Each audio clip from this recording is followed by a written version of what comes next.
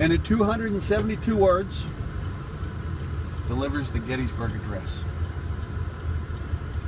President Abraham Lincoln. Yes.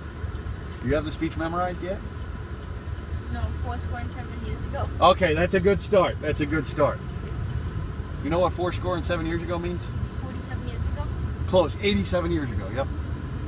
He talks about, in these 272 words, where the country had been at the Revolution, claiming independence for themselves. He talks about where the country currently was in the midst of this terrible civil war, ripping each other apart at their seams. And he finishes his 2.5-minute speech by talking about where the country needed to go to survive. This new birth of freedom, this idea of making all people within the sovereign boundaries of this country free. When the 2.5 minutes are over, he sits down, and most of the 15,000 people in attendance are confused.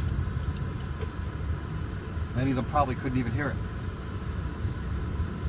But as the speech is printed in papers around the United States over the coming weeks, it takes off like wildfire. And as we said, this changes the entire war, because when Lincoln gives the speech here at Gettysburg, there's no doubt about it. The events that took place here and on other battlefields, the soldiers that died or were wounded, the reason they died or wounded was to make all men and women free. And this is also why the war goes on for almost 2 more years. Because the Southern people realized through Lincoln's speech that if they lose this war, they lose everything. And they fight really, really hard. It's not until April of 1865 that those Confederate armies finally start to surrender. We have research in the last 5 years that tells us that after 4 years of bloody war, more than 1 million soldiers died, north and south. Wow.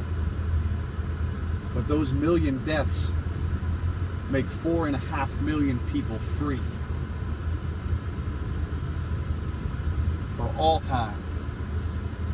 And all of their kids. And all of their kids. And their kids' kids. And so we continue the story today. And that's the point of this story. That's the point of history. You know, we're very lucky to wake up on a daily basis in a world where there are no wars going on. But my simple request is this, and I don't think it's going to be a problem for you guys, but when you get home, if you could do me a favor, tell somebody about this story that wasn't with you here today. Absolutely. I already know who I'm telling about it. Good. Because think about it like this, the more we talk about this as a people, as a nation, hopefully the better job we can do to keep something like this from ever happening again in the future. Make sense? Makes sense. Yeah.